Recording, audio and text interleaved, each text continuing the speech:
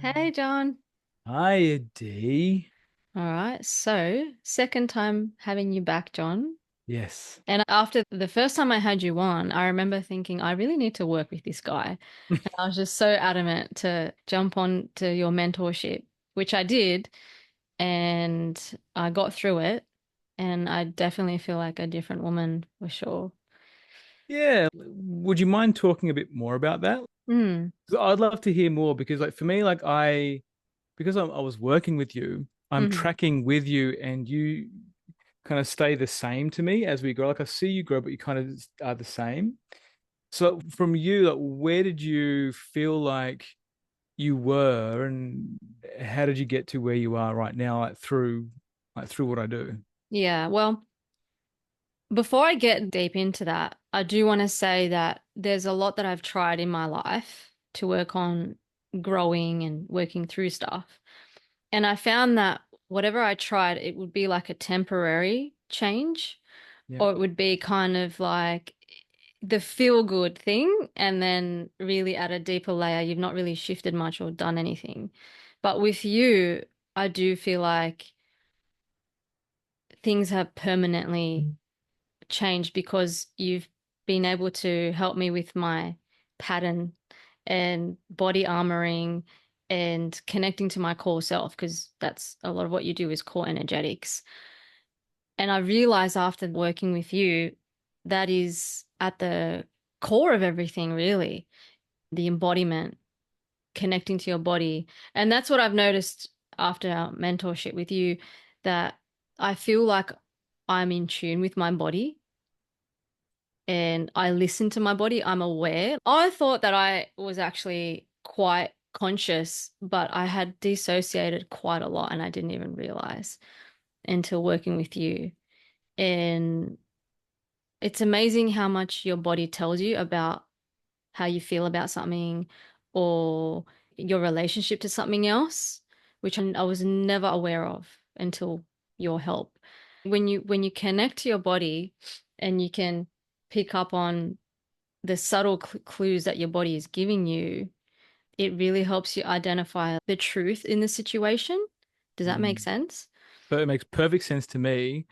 And maybe to the people listening to this, until you've experienced the state that you're in now, like, most people don't even know what you're talking about Yeah. because they've been stuck living in survival patterns, like false versions of themselves that keep them stuck in cycles of fear, inaction, doubt, suspicion, procrastination, like feeling like they're an imposter.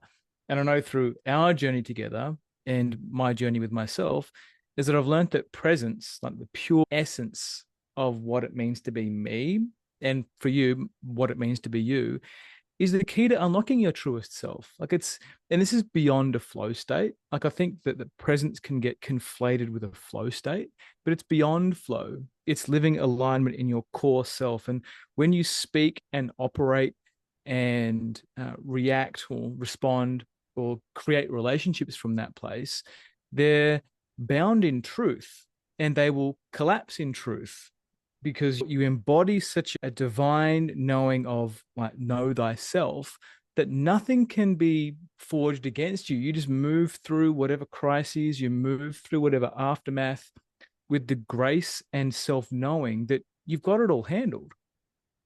Yeah. Yeah, that's such a good way to explain it.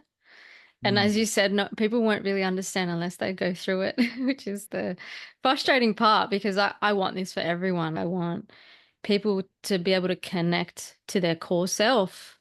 And I look around me and I don't see that. I'll be very honest with you, John. I don't see it. Yeah, no, thank you, Dee. And I agree with you. And for me, it's been about balancing my frustration of people that, like, say they want to do the work and then don't do the work, and then also having compassion for that survival patterns run deep. And I've been there. Like, I've had the failed relationships, the false starts in business, and spent years, decades even, like looping, like reading books, saying I'm going to do a thing, like making these profound social media proclamations. I'm going to change my life. I'm going to do this. Did I mention watching YouTube videos? And reading audiobooks and listening to podcasts, and I'd feel really inspired, by all these things, the get up and go, like the New Year's resolution, like you go into, I'm going to do this, I'm going to change my life, change my relationships, start that business, start trading, or do whatever it is that I want to do. But really, I personally just lack the tools, the attitude, and the support to make the real change. And that pain point, that thing that's there, requires a vulnerability and an honesty to admit that you don't have the answers. And I find inadequacy and being with inadequacy is a really important point to be within the body so you can create what's on the other side of that. And I know for me, and possibly for people that are listening, wondering like, what's in this podcast for me? Like, what's in this for me if I do this? And it's like, well, what changed for me is when I started doing the deep work, which is not just core energetics, but the soul work, like psychedelics, somatic work, breath work, like relationship work. And when I discovered that everything in life can be used as a resource and a vehicle for personal transformation, personal growth, to find my own truth, my truest presence, my greatest vehicles for transformation right now for me are my business and being a father and a husband. And those three things really anchor me into my own presence and purpose. And it's a known sense, it's felt within the body and it's uniquely mine. So when I feel somebody's wanting to push against me or tell me that I'm wrong, like I know very quickly that, oh, thank you for that wisdom on what you have to share with me, but I'm good. Like I'm grounded in who I am. And for those that do the inner work or look at themselves or introspect, the challenging point can be finding the correct mirrors to mirror yourself against and then be compassionately led step by step through what needs to happen in order to integrate, especially integrate psychedelic journeys, but to integrate the journey of all of the epiphanies and insights that you've had so far. I have to say that working with you, what really helped me and what made a difference was knowing and feeling that you understood me and you were compassionate and you validated everything. And growing up in my family dynamic, I didn't have that. I was always quite invalidated. It's just how things are, in my culture and whatever. It's not that I judge it. And my parents, that's part of their journey too. But having you be able to hold that space with this compassion, love, but not also enabling me in these patterns, validating them, and also giving me the tools to work through them. And that was so powerful for me. I think that allowed me to just surrender and just be okay with where I'm at and not put this rigid perfectionism show onto you. Yeah, thank you for that share. And I guess what is it that you were able to create? Like, Mm. because there was a version of you before you started working with me, and there's a version of you that I'm speaking to right now. And what have you created in that ability to connect to your core self or truest version of yourself? I find that I'm much more connected. I don't know if you want to call it your higher self or what, but I receive information or downloads and I trust them. Whereas previously I would get little things here and there, but I would just be like, oh, and I didn't trust myself. I didn't believe in myself. That was a really big thing for me. Mm, Now I get something and I speak it and I say it, and I don't feel like I'm wrong. Like I'd get to that point where I would say it, but then I'd question myself. I'm like, oh, I don't know what you were doing back there. Now I'm like, no, that was my fucking truth, and I'm sticking with that. It's a bit like honoring that Lilith energy in me and not being afraid to stand up for what I believe in and know that what I've tapped into is truth because I do have from my with the patterns there's gifts there and I have those gifts. It's just a matter of me doubting that. I'm not doubting that anymore, like what I'm connecting to. So that's one really big thing. There's so many I could go on about. well, Yeah. thank you. I love that. And like, the thing that really stands out to me is like what you and Annette did together, Mm, and like speaking from the truth of that place. And if you hadn't worked with me, do you think you would have done what you and Annette did? no. I think I would have really just stood back where you just kind of observe And whatever you know that people can take on board or absorb easily, I'll share that. But to that degree of putting my neck on a platter, basically, yeah, that was a lot of what you were helping me with, not being afraid to just, when you see something, you say it, you share it and believe in it too. And Mm. even now, people still attack and doubt, but I feel like I don't care anymore. I don't need to be perfect in their eyes. And I know my truth. I know what I see. I know what I feel. And they're just not where I'm at. That's all it is. Yeah, beautiful. Yeah, and I agree with you. Mm, Totally agree with you. Because when you and Annette started that awareness of the symbolism, I mm, could hear like truth, like cutting edge truth, like event horizon type truth in what you guys were creating. And it was only a matter of time before people were going to like question it, ridicule it, trying to pull you down, because the truth is not logical. It's a felt sense that will shatter your reality of however you think or feel like the world is supposed to be. And truth shatters the Maya. Truth shatters the intellectual construct of how we think the world needs to be. And if someone is able to look beyond the words and look to the symbolism, whether it's pictures, whether it's sound, the tonality, forget about the syntax and the how and the inside of the words, but the actual meaning within it, this the bodily sensation. And for people who are struggling in their health, who are highly armored, who eat their feelings or medicate their feelings, they can't feel the truth. If your body is riddled with armor and the body is an antenna for all of the wisdom that you guys received, you could just receive it because you're so clear. People that are blocked cannot receive that wisdom. So they end up operating from the mind, which gets them stuck in this like analysis paralysis. So you might feel the nudge to change or the nudge to share, which might show up in relationships too, like your intuition or your instinct will say, I need to say this. I think there's something about this guy. He's a bit of an orange flag. I can feel a red flag coming on. I'm not going to say this. So, but no, when you know what self doubt feels like and what truth feels like, you can just speak it. And then the truth of the relationship is revealed. Like if you're in a relationship that feels exhausting, like you're stuck between passion and safety, or maybe worse yet, stale and disconnected, and you're asking, is this relationship for me? Then there's an opportunity to have that reflected and had a look at. Because if you don't have someone or something to reflect that back to you, you just stay stuck. And in that self-doubt piece, self-doubt becomes comfortable. The survival pattern of self-doubt becomes comfortable because you don't need to step out into the unknown. And what I saw you and Annette do was continuously step out into the unknowns. Like we're in uncharted territory. Like, this is new. And like in my heart of hearts, like I truly believe that you guys intercepted something. Like I goosebumps saying that. You both really intercepted something. You created something, and in the world of quantum physics, I'm going to get really woo here. Like in the quantum, like when you look at something, the observer effect naturally shifts. Whatever was there, it no longer is the same when you bring that unconscious to the surface. It changes. And a lot of the work that like we did was about exploring your unconscious. Like, what are you really feeling, D? Especially if you grew up in a family system that denies all like lots of the things like women expressing their sexuality or men expressing their sexuality or whatever it is, whatever the occupations or relationship containers that you want to create, then you suppress yourself and you lose connection with that core truth.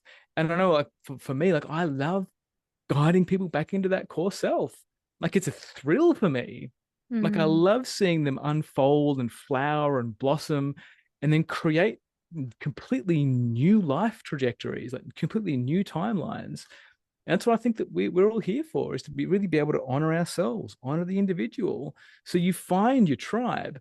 You're not trying to compromise out of a prostrating way, like bending over backwards to meet the people that you want to be with. Like you just speak your truth and people love your truth. Like it might hurt. But it's like, fuck, feel that truth. Poof, mm. got something there. And I think like that's the nuggets that you're feeling now, probably in your business too. Like you're just speaking your truth. Like you're just doing the thing. You're just doing D. You're just doing D. And I think what also shows up in that is people don't understand the inaction cost, Mm, where like people are afraid, they're afraid of the cost of the transition, but haven't taken stock on the cost of staying the same. I'm going to say that again. mm, Like people are afraid of the cost of transition or transformation or affording a ferryman or a way shower or a shaman or whatever the metaphor is that you want to use, but they haven't taken stock of the cost of staying the same. mm, And survival patterns blind us to the long-term consequences of inaction. It's like, I'll just sit here, I'm fine. Like the image of that meme of that dog with a cup of coffee sitting in the room that's burning down. Like, I'm fine. Like, I'm good. Or with direct energy weapons that are going on around the world right now. Like, I'm fine. This is good. This is totally okay. I'm okay with this. So I guess what I'm wanting to say here, D, is yeah, I really applaud your ability to take the work and exercise it and build the muscle and really receive it too. Because I mean, we were debriefing like while all that was going down, like we mm. were debriefing, like we were sending messages to each other. Like, what am I doing? Have I done something wrong? Like, what is this? And I really feel like your vulnerability to be curious about maybe I'm wrong. That's what makes leadership. That's what makes it potent, is because you're not stepping out there into the I fucking know it all. I know everything. It's like, no, I'm willing to speak this truth and I'm willing to have this vacancy for let's just see, let's just check. And do you feel that, D? Yeah, definitely. Yeah. That's exactly where I was at. And it's interesting because there were three specific types of groups or people that really got triggered by it all. The first one was the religious ones who, rely on some authority to tell them what's wrong, right, or how to be. Then it was the red pill truther people who are essentially the know-it-alls, right? And then a lot of men, I think, were triggered by maybe the feminine tapping into her strength, and there was something in that too. And I say this with love and compassion for these people. I don't judge them. But now that I'm outside of it, it's interesting to observe that reactivity and trigger that they had to what we were doing. And why couldn't they just be like, well, that's what they think it is, whatever, each to their own. But we got more than that, which is interesting.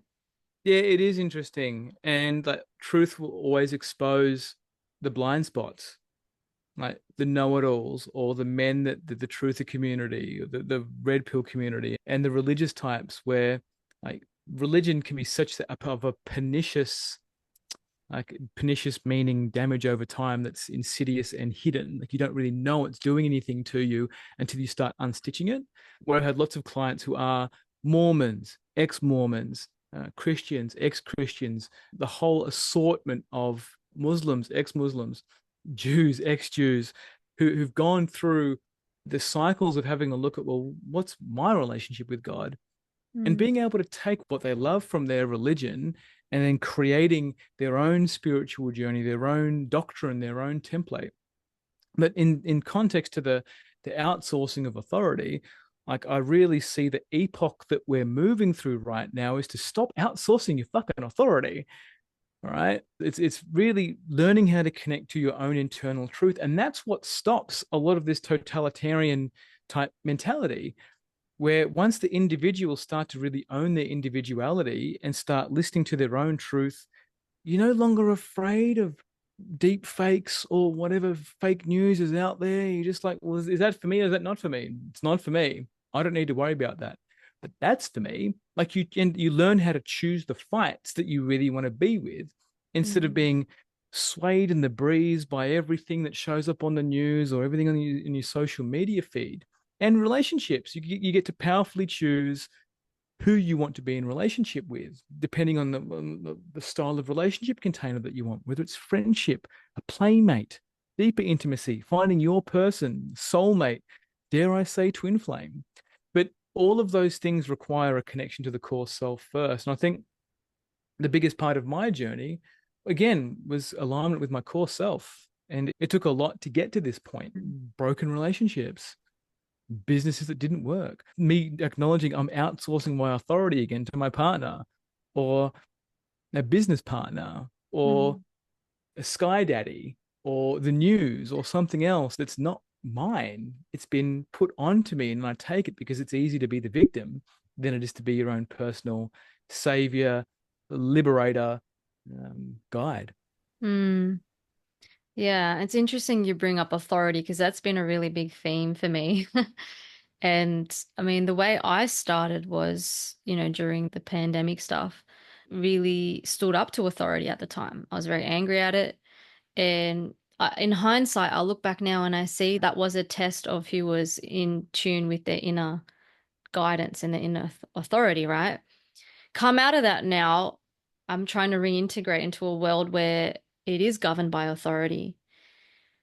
And only recently I have realized that the structures that we have in place is necessary for the collective consciousness. And Correct. I've realized that as we as a collective shift and remove that requirement for an external authority to tell us what's right and wrong, how to behave, how not to behave, until we have that inner guidance and inner authority, that structure is always going to be there because it's mirroring our lack of authority. And because of that realization, I've taken a step back from all the sovereignty stuff that I've been doing because even though I've evolved and grown and I've stepped out of that, there's so many people still stuck in that, angry at the government, angry at the rules, angry at everything, but they can't see that it's just a reflection of their lack of inner authority.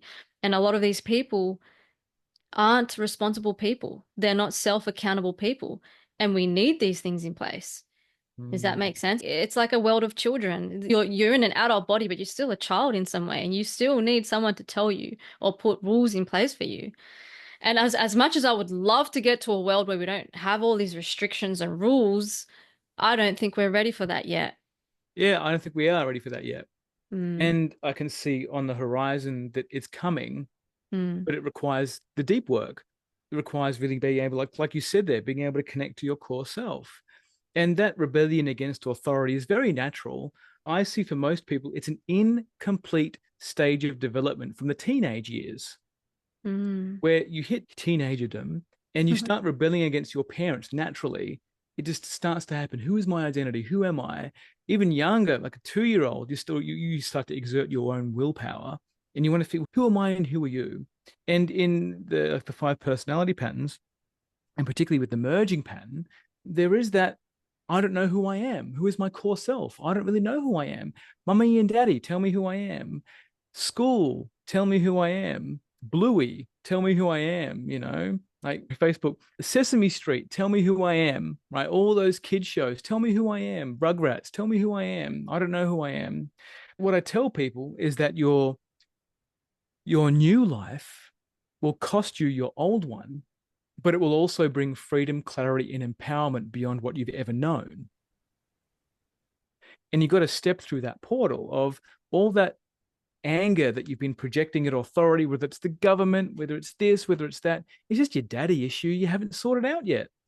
It really is the big, fat elephant in the room daddy issue, which no one really wants to be present to because we the lack the moxie, the systems to really go into it at a mainstream level. That's why it hasn't hit that tipping point. Like that 100th monkey, we're still working to get to that 100th monkey, which is going to tip over this entire totalitarian type arrangement that we've allowed to exist because it's been easier, right? You put a king in charge, he sorts out this, he does all the diplomacy, you put a government in charge, they sort out the roads, getting the rubbish taken away, whatever it is. So until you can acknowledge the convenience and what you've traded, the trade-off, then you keep disrespecting authority. And I see a subset of that in the feminist movement where they want to bulldoze over patriarchy. Patriarchy this, patriarchy that. No, until you can respect what the patriarchy has brought, you'll continuously have issues with men and daddy issues with government for the rest of your life. And that can be a really horrible thing to confront. Is that what do you mean I still have daddy issues? Well, have a look at your relationship with men. Have a look at your relationship with the masculine. Like if you still feel like we've got to this point and men are the only issue and it's the patriarchy's fault. You're delusional. Like it's you. It'll always come back to you, your relationship with the world. Carl Jung knew this. Freud knew this. Alexander Lowen knew this. John Parakos, Wilhelm Reich knew all this. The great psychoanalysts know this. Is it until you deal with what's in the mirror and using the content of whatever the world is providing you to know thyself, then you're going to be stuck living, being a victim for the rest of your life and hacking at leaves, assuming that you're changing the world when the root remains untouched. Mm, yeah, so true. Thank you, John. I think in all of that, suffering is an important piece. And I have noticed with people around me, just by observing, because working with you, I feel like I'm so much more present so that I pick up on so much more, and my bandwidth is more expanded that I can deal with my own stuff and other stuff too now. And I have picked up on this element of when people experience suffering and they're just on the edges of it, then they reach out, then they do what they can do. And it's like they're desperate, they can't feel the pain. And they reach towards either a naturopath because they're really uncomfortable, or a healer, or a psychologist, or whatever, or friends, just enough to just avoid that suffering. And then they're back to their survival patterns or default settings, right? Which will give them that temporary release and relief until the next thing happens to trigger that. And I've realized, and this is something you taught me actually, that it's okay to sit in your pain and to learn what it's teaching you. And a lot of people avoiding this pain.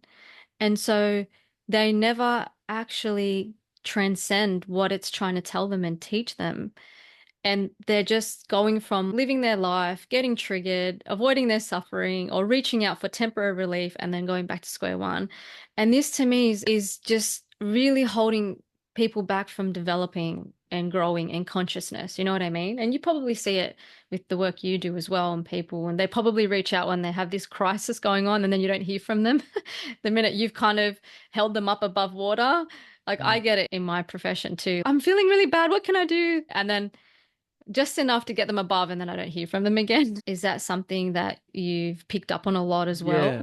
Yeah, totally. And I've had my own journey with it too, Mm. where the you just want to alleviate those 2 points of discomfort and then come back to your old life. Oh, Yeah. it's okay. Like I've got that little bit fixed now. I kind of got it back under control. And for me, learning how to feel when that's happening for someone Mm. and not jumping in and saving them because it's my business and it's who I am in order to show them that this is a pathway that I can take you on and there is an exchange required. So what can happen is, particularly in the healing space, is there can be an undertow of entitlement that people can have. Oh, you're a healer. You're supposed to help me. Like you're supposed to heal me. Like you Mm. said, you're going to help me. And it's like, yeah, I can. And there's an exchange for that. And this is where I see we're going as well in this epoch is learning how to negotiate, learning how to really allow somebody else to be with their suffering. Because this mechanic that you're talking about starts in childhood, where a parent cannot be with the distress of a child. I'll say that again. This dynamic starts when the parent cannot be with the distress of a child. So they try and distract the child. Like, oh, don't cry, don't cry. Don't be this, don't be that. Here, let me soothe you, let me soothe you. The child just needs to cry and tantrum, and they just need your presence. They don't need you to say anything, just be there with them in that grief, in that suffering. And the child naturally finds their own way to self soothe by you just being present with them. If you insert yourself as an authority over their central nervous system, over their self soothing, then they keep looking to you to keep soothing it. It's Mm. installed very early and it's pre-verbal, which is why a lot of talk therapy doesn't fucking work because you can't talk your way back into those first 3 years of development. It's beyond what talking therapy can do. But I see the suffering all the time. And for me, like I love suffering. I love it in a way because I know on the other side of it is growth. Like I'm going to put some more muscle on. I'm going to learn how to do my business better. My relationship's going to get to another tier of exhilaration that I never knew I was going to get to. Because being in that suffering in the void in that unknown, in that hurt, in the unexplained sensations in the body is portal, a portal and a doorway and an opportunity to step through your old way and into a new way. But if you want to do it properly, you need to acknowledge that new way is going to cost you your old way. And the old way can be relationships, can be a career, it can be all your investment properties that you've been clinging on to, thinking that's going to give you the freedom. But in the real, you just need to sell it all and actually go do some deep healing work, whatever that is. And the other piece that shows up is people try and straddle the void, right? Like 1 foot in, 1 foot out. Oh, maybe I'll go to D, get some, get some magnesium or get something else, or sort out my diet, get off gluten, go dairy free or something or other, get my blood tests done. Great. I feel pretty good. I'm just going to regress. I'm just going to backslide after I start feeling good back to all that other stuff. Oh, D's giving me a way out. Great. I'm just going to stop. I can feel better. I feel better now. Great.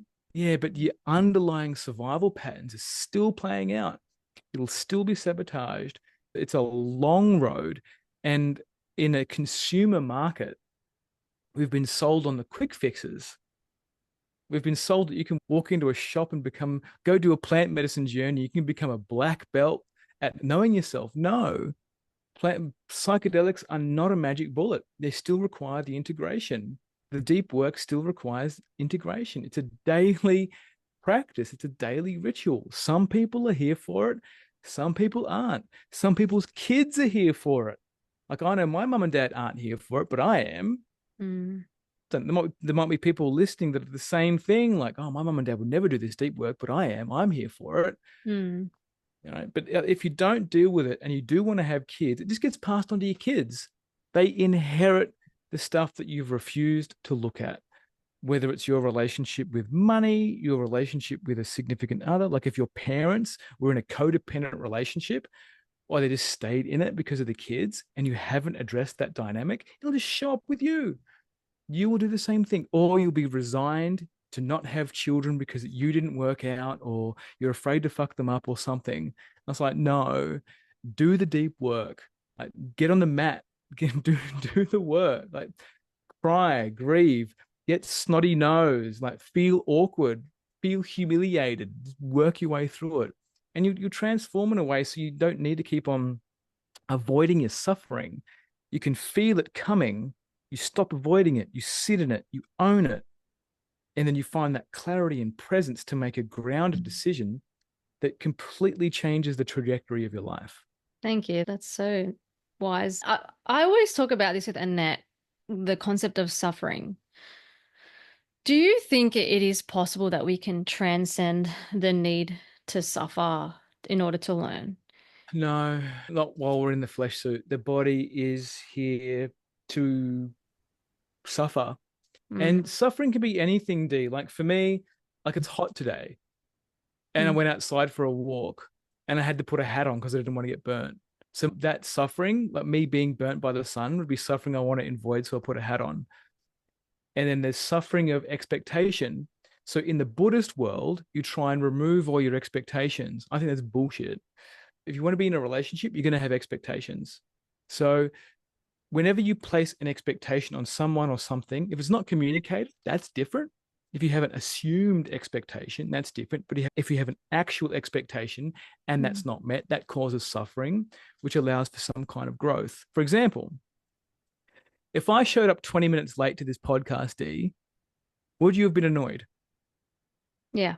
Yeah, right. So there was an expectation and an agreement that we were going to be here on time, and we were, right? So there's suffering in an esoteric sense where Mm. you transcend the body.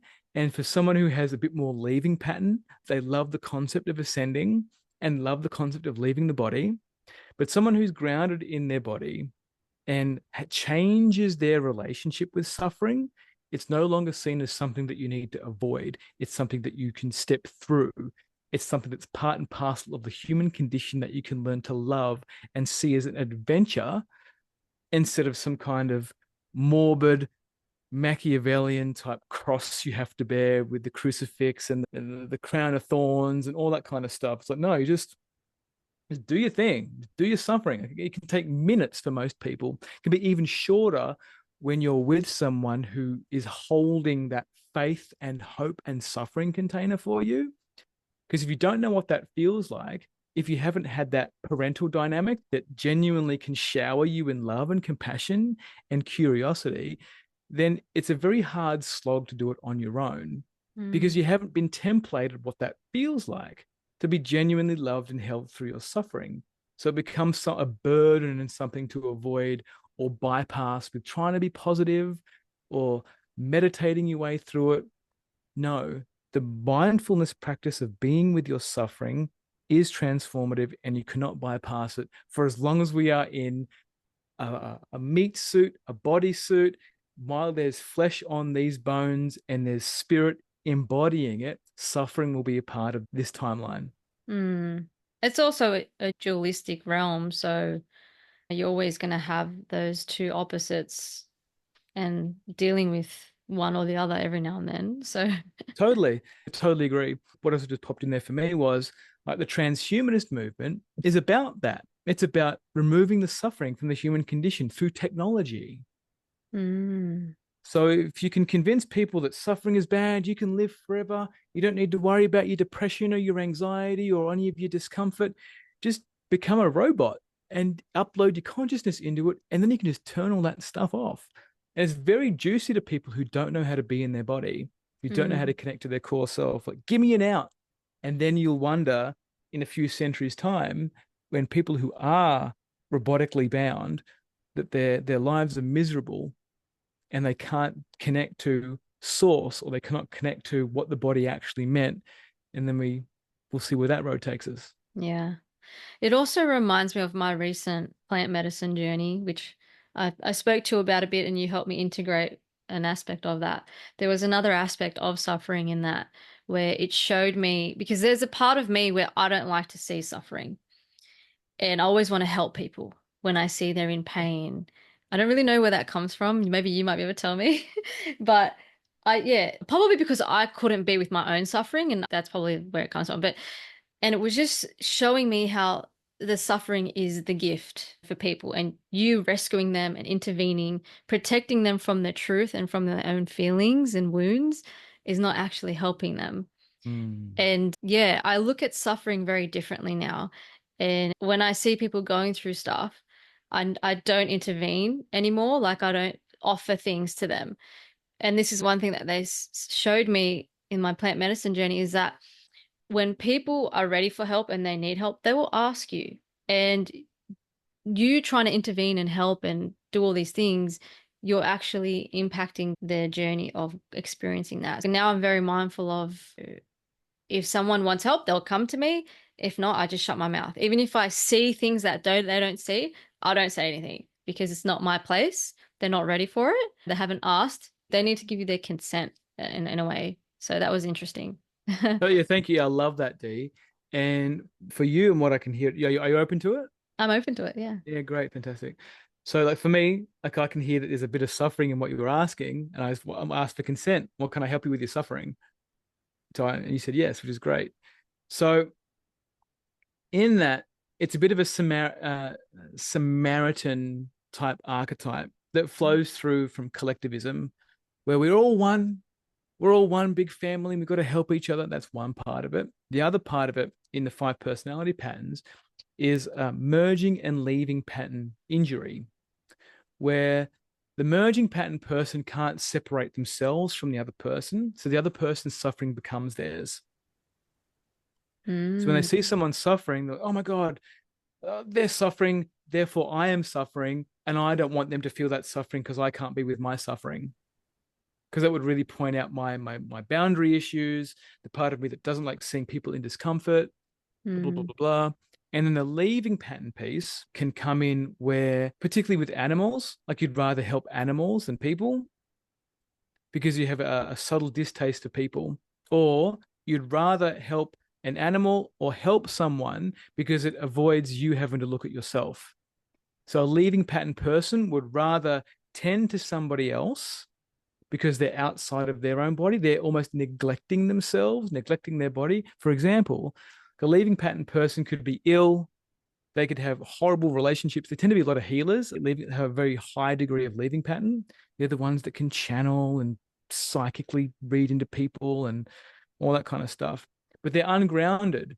So they spend so much additional time in their upper atmospheres, in their head, wanting to help people and save people. Because if they actually were grounded in their body, they'd need to take care of the things in their own business or their own relationships. And that can be the challenge. You end up solving somebody else's suffering because to face your own will bring up all the inadequacy, the weakness, the hopelessness, the despair.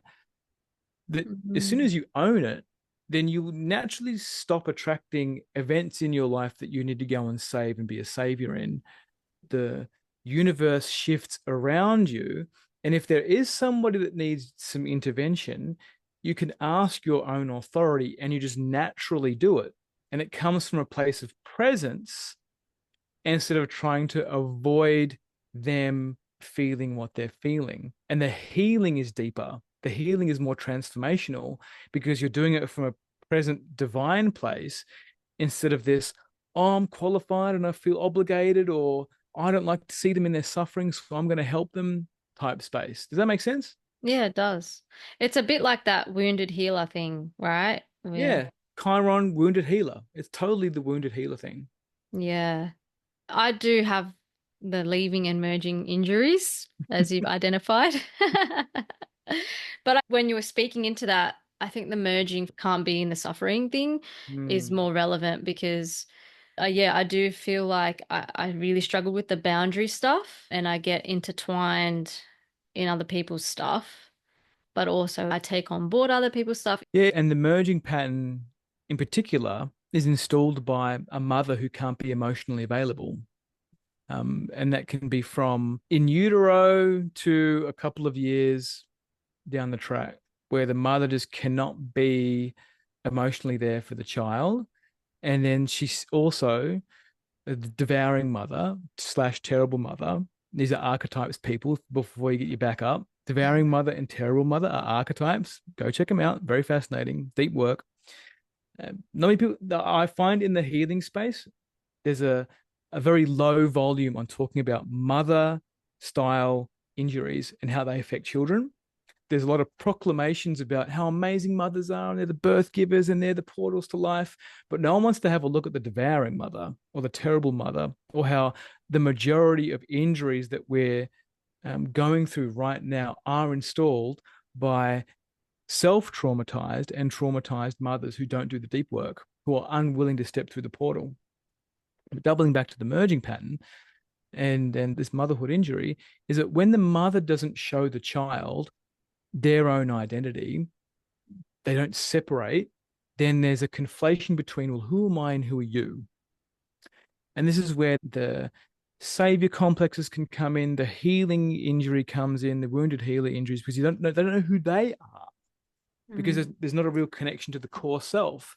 And that requires practice. You're completing a stage of development that your mother was supposed to give you, that your biology was longing for, that your mother denied your biology of, that you need to do now in adulthood. It's confronting and it can be very distressing and it can feel a bit hopeless. But once you realize you have enough bandwidth, D, which you do, to zoom out and go, oh, I'm saving this person again. Shit, am I in too deep? Can I pull out? Can I just have a conversation and say, hey, actually, you know what? I know I offered my help before, but actually, I've changed my mind now. Because that's a challenging conversation to have, Mm. right?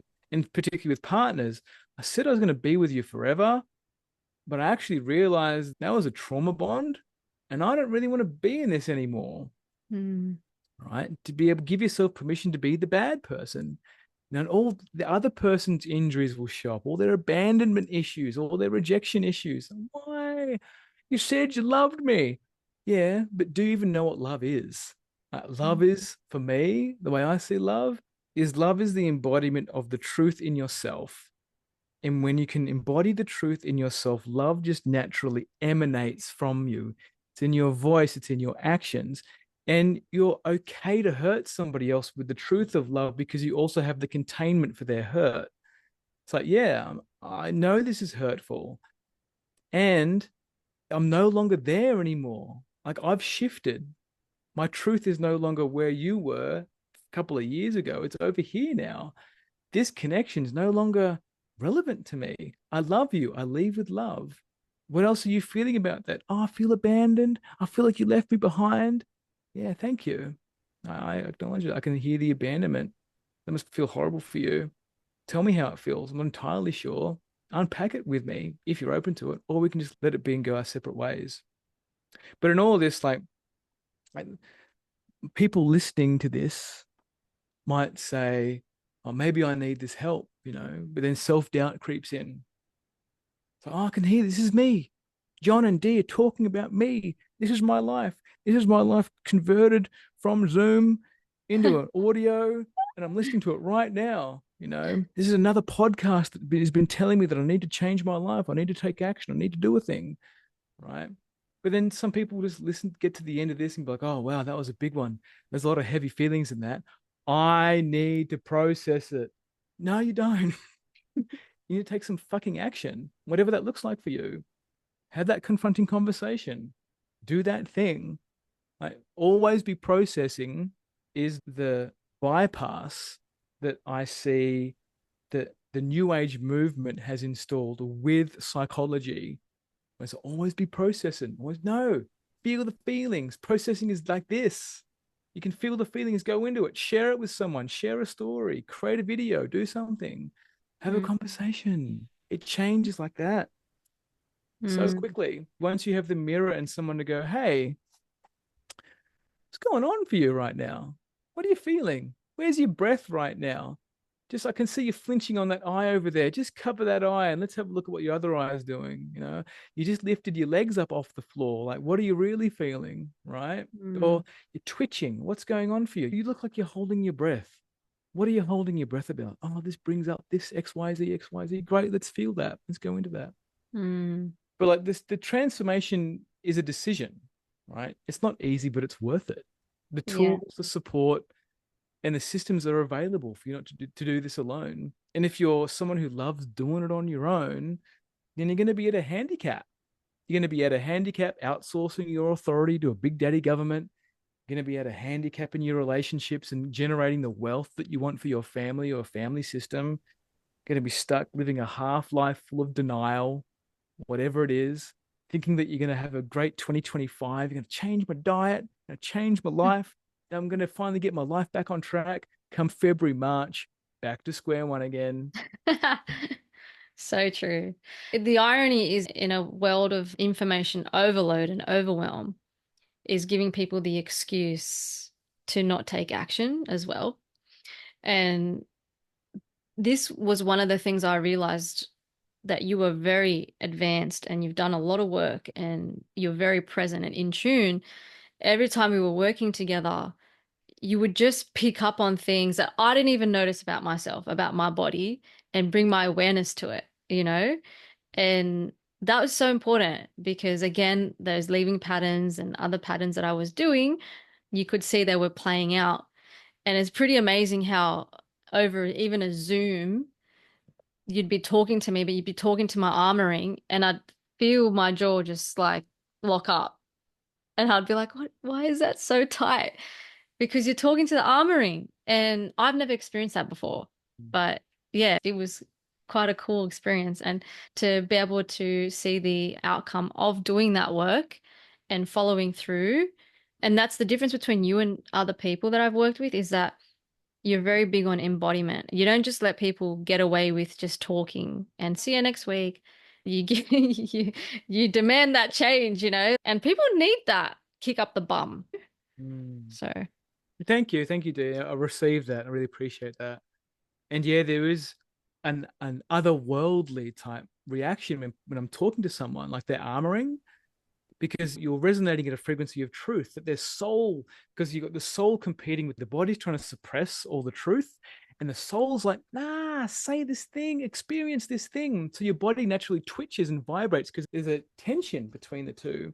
And when mm, you can see both and have compassion for both, then they naturally reveal themselves to me. And I love that. For me, I get off on what's going on in your jaw right now? And I see people like doing this, like on their jaw. It's like, yeah, okay, cool. I'm speaking some truth into your jaw. Like, what have you been holding back? And embodiment is a big piece, D. And for me, I market myself as a coach, a mentor, a therapist, and a consultant because like the coach gives you the goals.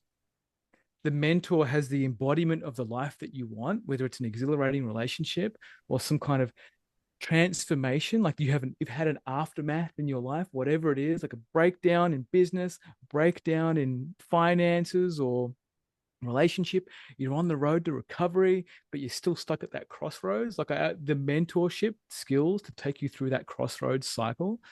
And then the consultant and the body psychotherapist piece. So I've got the backing of the psychology, body psychology from Wilhelm Reich and Alexander Lowen and John Parakos and Stephen Kessler. Like all that wisdom is really important.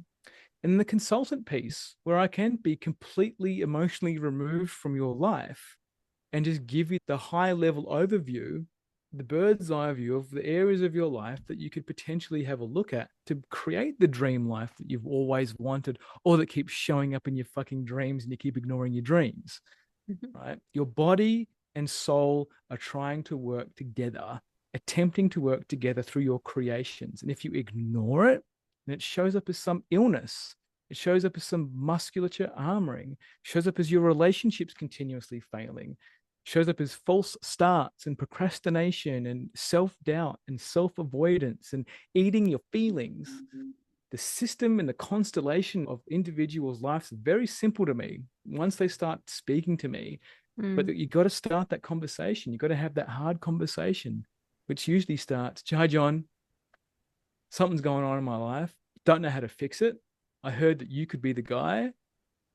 Let's go from there." Mm.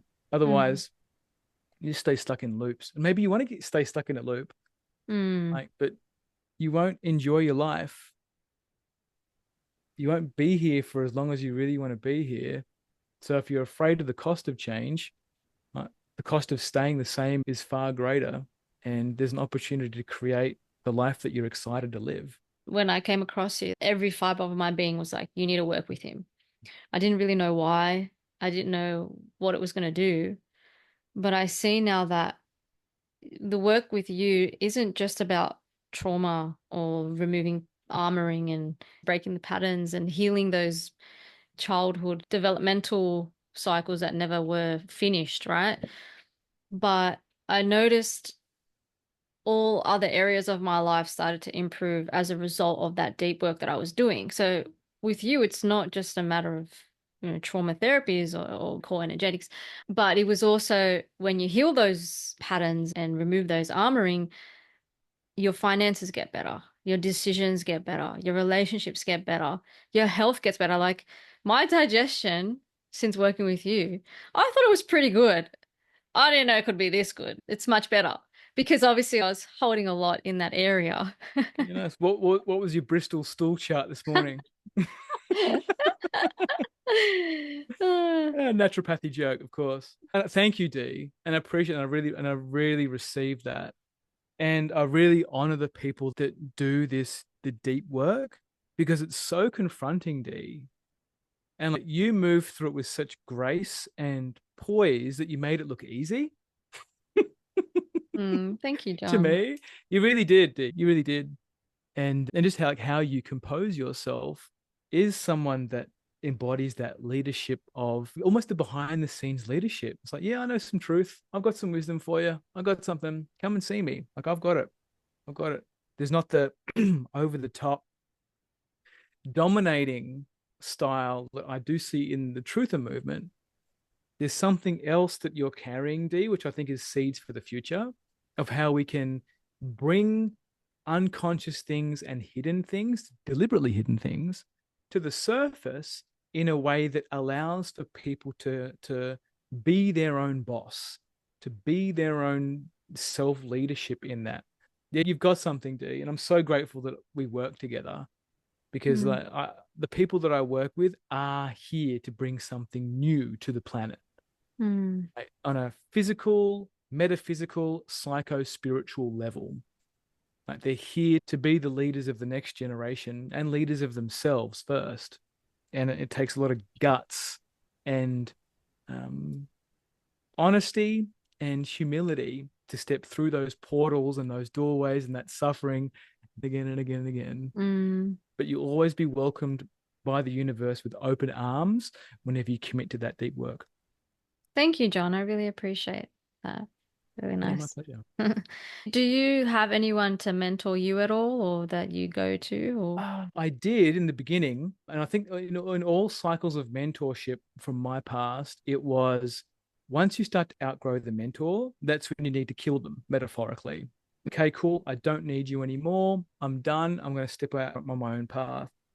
And that's what I did with my mentor many years ago. But now my mentors, I have a spiritual mentor who very quite esoteric, and then I have my business mentor.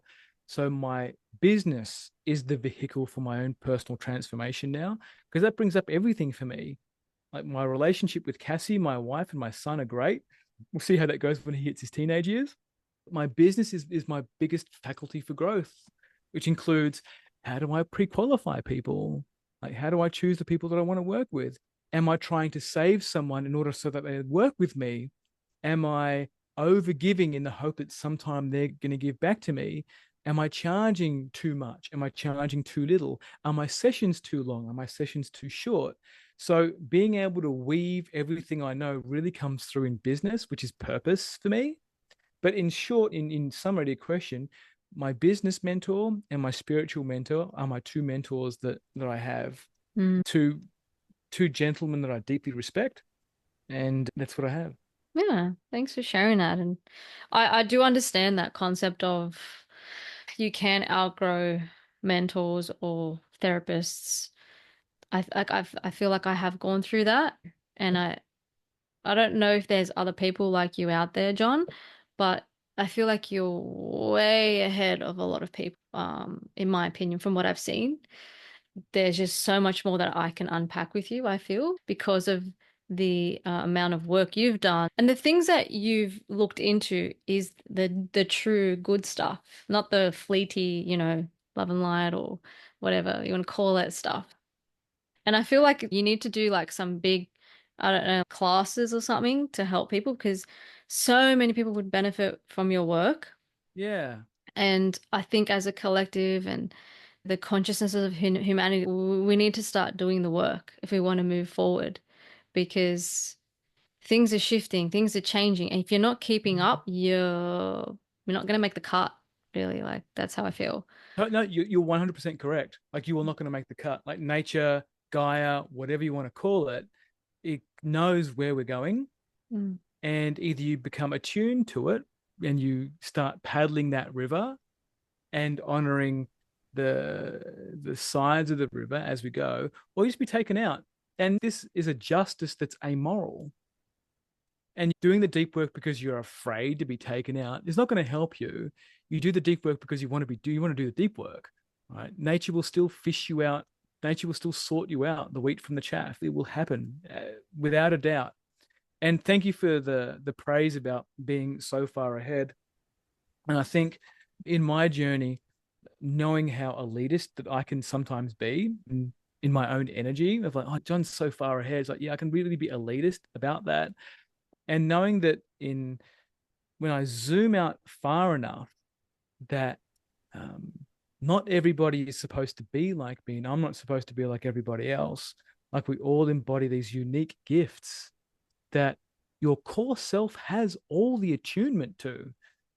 Like there's stuff that you would have learned just by unlocking your core self, which is beyond any qualification that you'll ever receive from somebody else.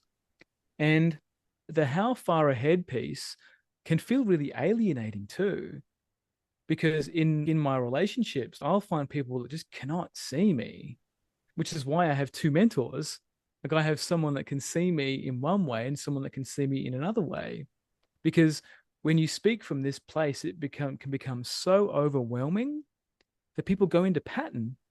Like some people may have already dropped off from this podcast already because it was so deep and controversial and confronting for them, or they're unwilling to know that their ego is actually important and it helps them shape their identity and how they move through the world. So the Eastern wisdom of trying to get rid of your ego is actually going to be a handicap.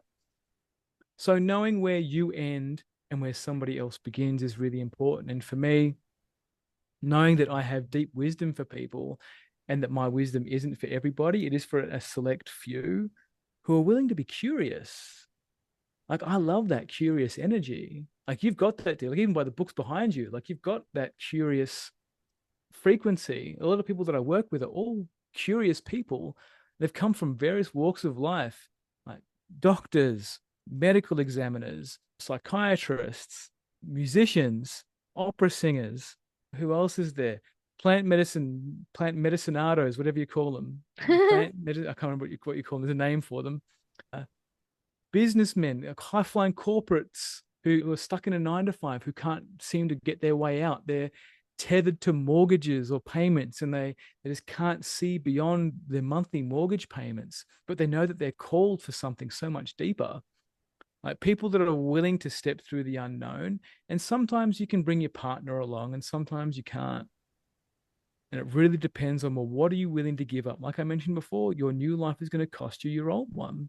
And it can be Mm. really confronting.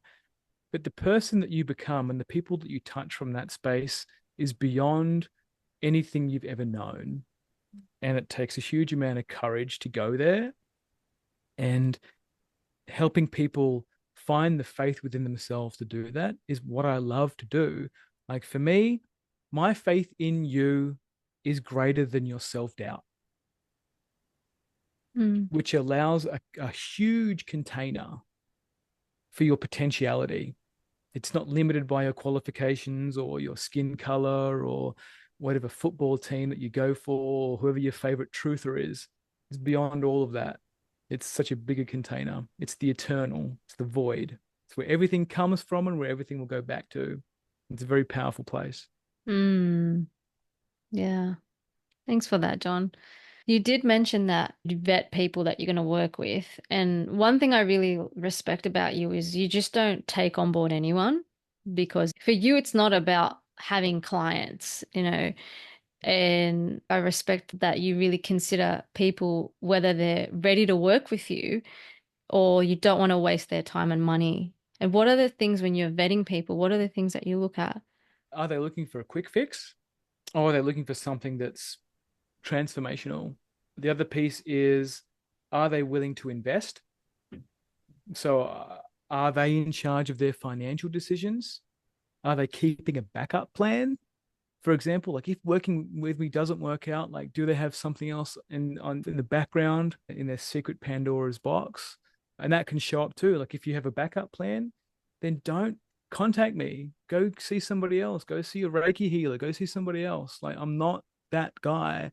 I'm the guy that will have you crumbling to your knees with love and have you rise out of those ashes like someone you have never met before.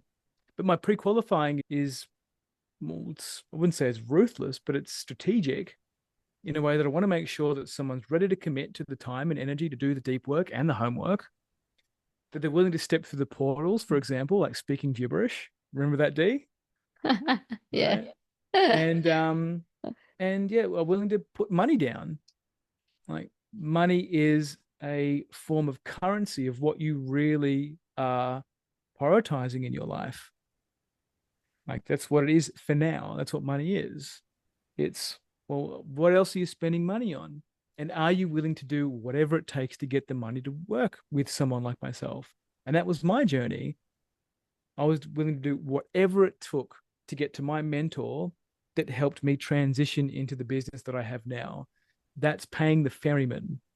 So if you aren't willing to fall on your sword or pull out your wallet or I don't have payment plans, but commit to investing in yourself, which is effectively what it is.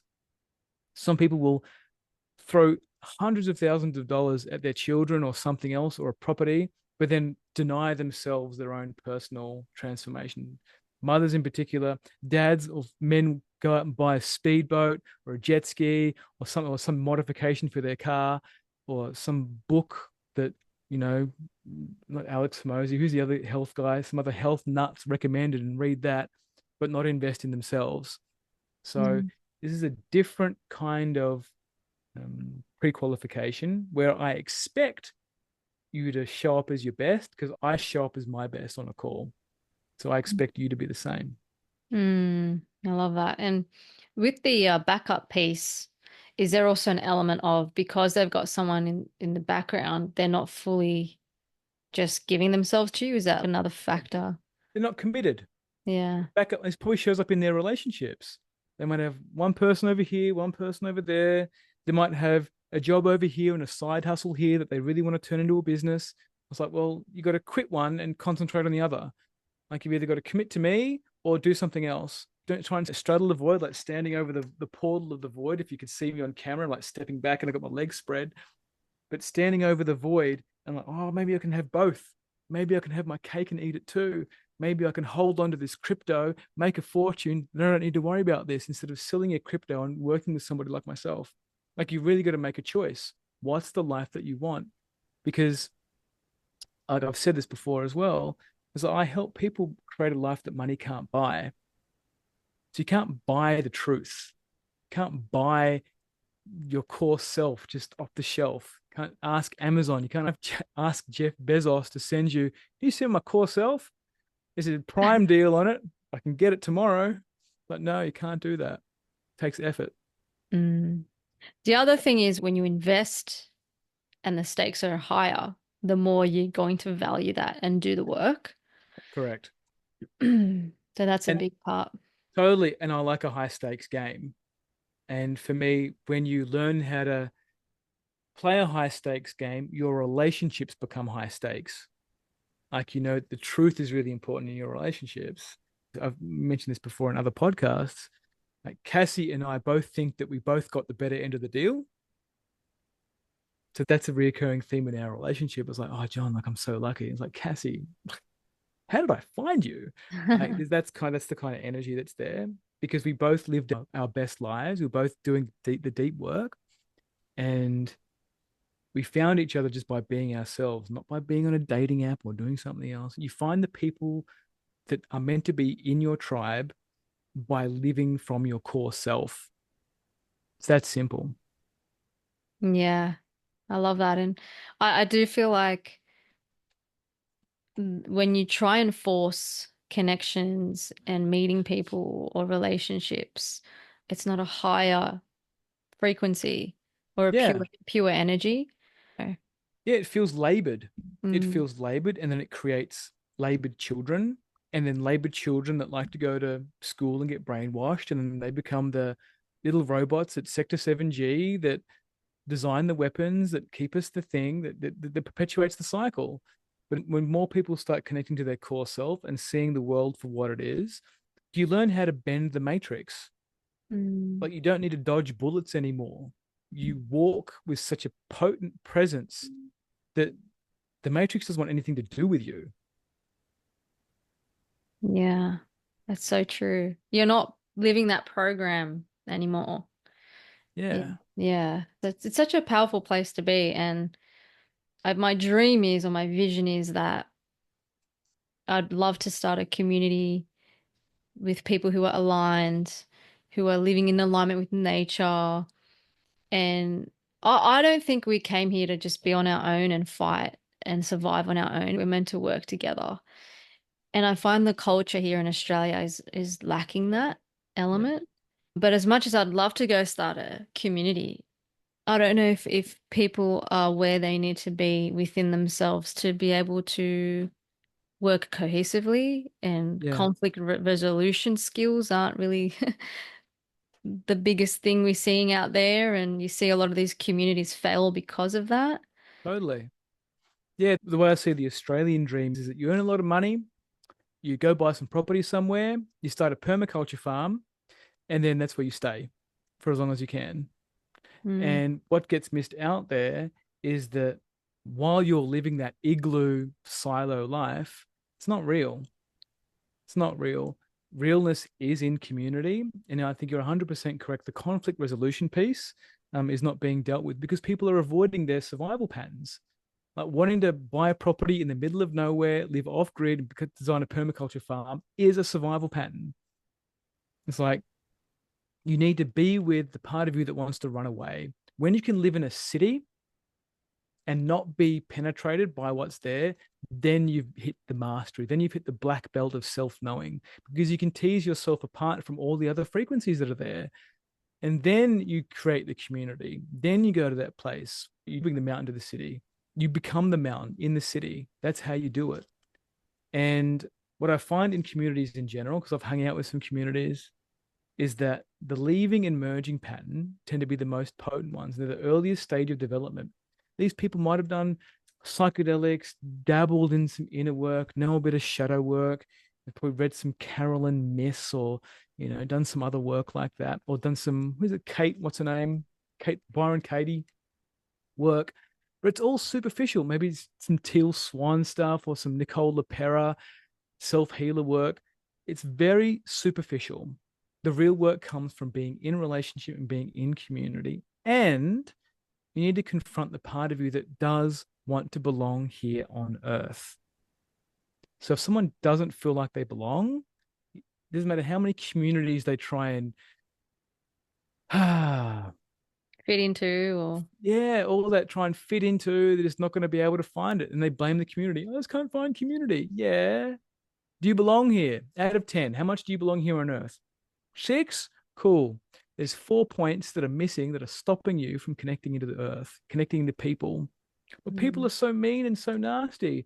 Maybe, why don't you just address that hatred, clean up the hatred? I can help you do that.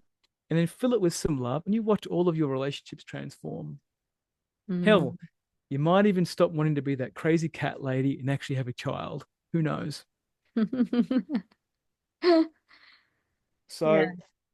yeah, I think that it is a pathway, D. Love your vision, because I see the same thing. Cassie and I are the same. We do want communities that can work together, live off the land, and also live off the land, and live on the land, and live other. This the full gambit, the full thing, where we all know how to trade with each other. We all know how to negotiate. We all are in it for each other. Mm. And using technology as well. It's a possibility. I know it's possible, and it requires connecting to your core self. That's the vision. Like for me, I want to be able to uproot the tree of knowledge and plant something in places that's beyond whatever philosophy, whatever doctrine's ever been known. And that tipping point will happen when that 100th monkey hits, that's connected to their core self. You'll see a wave of quote unquote awakening, where there will be no turning back. This tree of knowledge that we've been clinging to will no longer exist. And everybody will have their own tree within themselves. That's their own core self. It's their own frequency. It's their own thing to nurture. It's got its own roots. It's got its own fruit, its own canopy. And that's when we'll see this Eden, this heaven return to earth in such a dramatic way that it'll blow the minds and open the hearts of the planet. Even though I'm happy with where I'm at, I welcome that with open arms. Me too. Same. Me too. Me too. And I wouldn't mind doing a little vetting process with you for our own little community one day. Easy peasy. I resonate with that because I used to be that type that I would run around here, there, go live here, go move there, go overseas, seeking and searching for somewhere that I can feel good or get to and be like, this is my place. I love it here. But really, I was running for myself. And now Yeah. I've been at home with my mom and I'm happy to be here. Like, I don't mind at all. I'm so content. I don't feel the need to run away anymore. Totally. Thank you. Wherever you go, there you will be. Like you can't run from this. The Mm. temptation is one to ascend it, but you need to descend, come into your body, acknowledge that your environment's always showing you where you're incomplete, where you don't know yourself. And then once you hit that space and you can just be around the people that drive you nuts, it transforms your life. It's like, yeah, cool, mum. That's you. I know you. I love you. I see you. And that piece of advice that you've given me since I was about 5 years old, I'm still not going to take it. Yeah, yeah, you're spot on, John. Yeah. Well, is there anything else you wanted to talk about, John? I do feel Ah, like we've covered a lot here. Maybe the bandwidth of people might not be able to handle yeah. much more, but what do No, you I agree, D. I think you're spot on there. I think people's bandwidth is, they might be teetering on the edge of, I need to have a drink right now. I need to go for a walk. And I recommend you going for a walk or doing something else. Don't jump onto another podcast. Like actually allow this to sink into your bones. If you Mm, want it to, you don't have to. And mm, maybe listen to it again. Because when I speak from this place, and when we speak from this place, the bandwidth of what the body can handle really starts hitting its limits. You start getting that feedback, mm. and it's time to okay, let's just stop. Maybe you've even hit pause a couple of times just to allow some of it to sink in. But that's the depth Yeah. of the work. Yeah. And if people want to work with you, what do you offer? Do you have different things that you do, like group things or one-on-ones? How can they reach out? Yeah. Yeah, the best place is to find me on social media, usually Instagram or Facebook. More active on Facebook.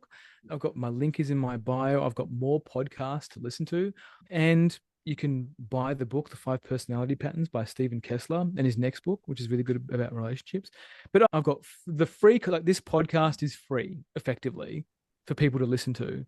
You are working with me while you receive the information that I have. So the next tier up is I've got a school group where you can do group work with me. I've got a bunch of recordings in there that'll help you with your relationships. If you're in a business startup, I can help you with that too. Just the initial phase, seeing what's in the way for you, why you haven't started that business yet that you've been eyeing off for decades or years, maybe. What else is there? Then I have 16-week, 6-month, and 12-month offerings. And they're all varied based on where you are in the world. Um, and you need to choose what are you actually wanting to do. Like 16 weeks is great for a heavy hitting transform your life for now.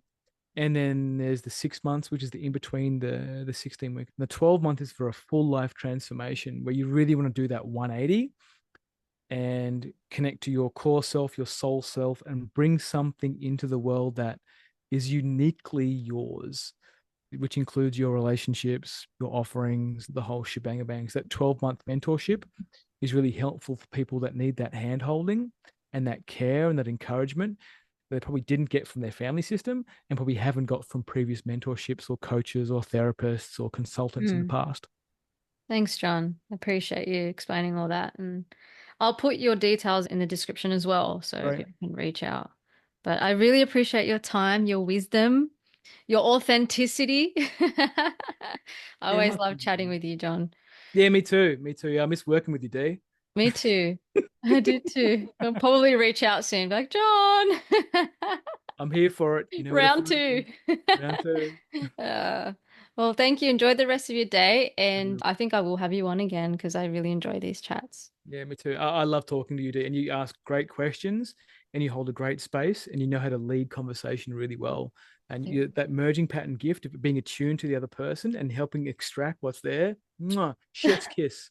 So Thank good. you. So good. Thank you. Much love to you, John. Bad See love. you. Bye. Bye.